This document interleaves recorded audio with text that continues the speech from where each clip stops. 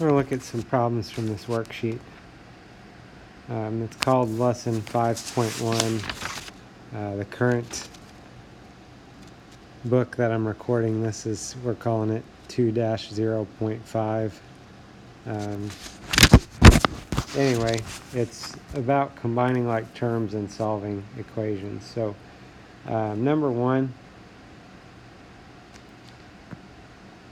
our first step, we need to get the variable term by itself. So we're trying to get the 2x by itself. They're adding 3, so if we subtract 3 on both sides of the equation, gets that variable term by itself.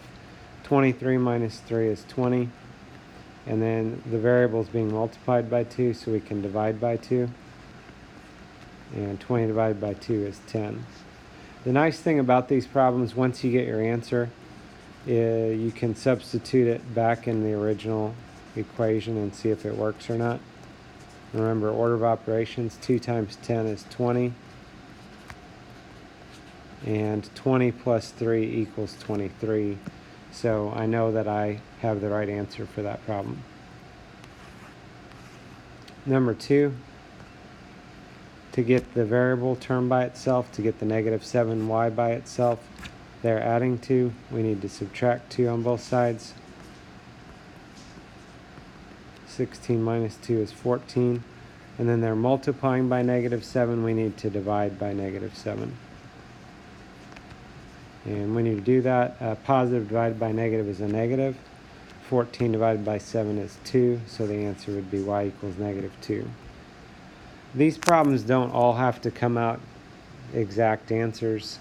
We could get like negative 1 3/4 or stuff like that. So a lot of them, they're making it come out real nice for you, but that doesn't always have to be the case. Number 3, we're trying to get this variable term by itself. They're adding 7, so we're going to subtract 7 on both sides. So 12 minus 7 is 5. This time the variable is being divided by 3, so we are going to multiply by 3 to get rid of that. We could call that like a 3/1 if you want. And 5 times 3 is 15. Some of these problems you might look at and you might think, oh, well, I can just kind of figure out what the answer is going to be. That's great, but we need to do the steps to show our work, because the variable doesn't always come out as an even integer answer, and as we go along there will be more steps. The problems can be more difficult, so we need to learn how to do the steps now. Number 5, we have some like terms we can combine first. So we can combine these g terms. 2g plus 2g is 4g. With the constants, if you want to add the opposite there, you can. So that's like negative 4 plus 3, which would be negative 1. You can either say plus negative 1 or you can say minus 1. And then the deal is, on the next step, we're trying to get that 4g by itself. So 2 ways of looking at it. You could say they're adding negative 1. I'm going to subtract negative 1. Add the opposite. Or you could say, to cancel out a negative 1, I need a positive 1. So whichever way you want to do that. And then they're multiplying by 4, so divide by 4. And we get g equals 11. So number 6, first of all, if you want to, over on the left side, notice there's a couple of h terms. Those are like terms that we'll be able to combine together. That last h term, there's not a number in front of it. We can put a 1 in front of that. If you want to add the opposite, you can. Since they're right next to each other, this could just be like a subtraction problem otherwise. So 3h minus 1h is 2h. Like I said, if you want to add the opposite, 3h plus negative 1h, that's 2h also, so you should be fine either way. Over on the right side, 2 plus 10 is 12. Once we've done that, we've got a two-step equation. We're going to try and get that h term by itself. Remember, there's no sign in front. That's a positive 4. So to get rid of that, we would subtract 4 on both sides. And then they're multiplying, so we can divide by 2. And 8 divided by 2 is 4.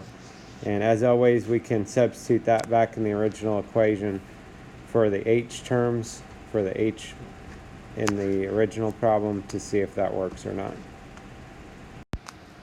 Number 8, we've got some like terms we can combine over here. 6a plus 4a is 10a. We also have some constants we can combine.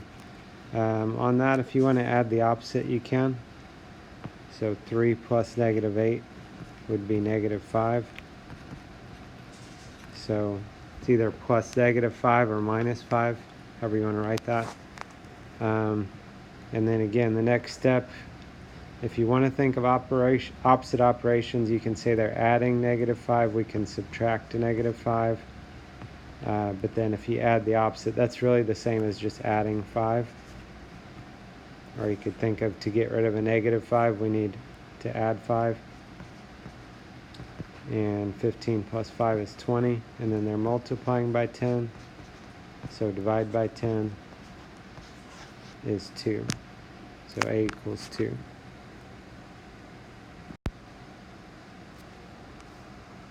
Number 9. 3w plus 2w would be 5w. And then with our constants, 15 minus 5 is 10. It's a positive 10. Now we've got a two-step equation. So they're adding 10. We need to subtract 10 on both sides. When you do that, if you want to rewrite that, you can.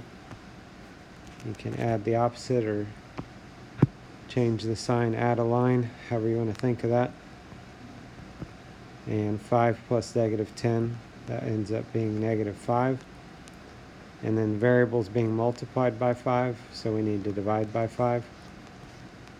And negative 5 divided by 5 is negative 1.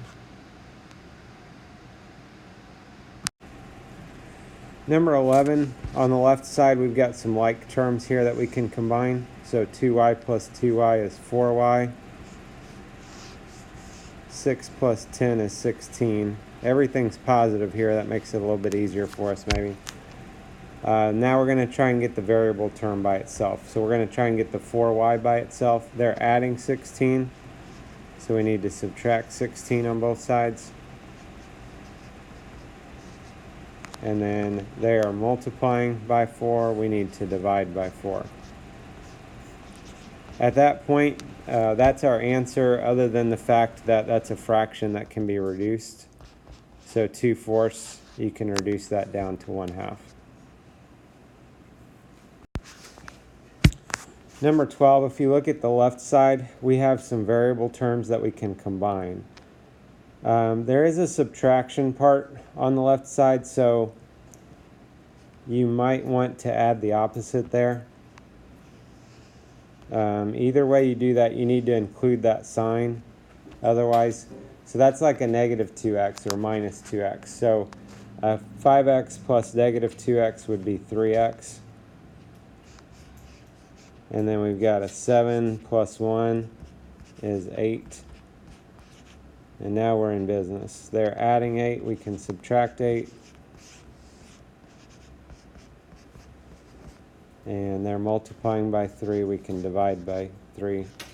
At that point, you can leave your answer as 4/3, since we really don't know what this is talking about. Real life problems, it's probably good to change it to a mixed number.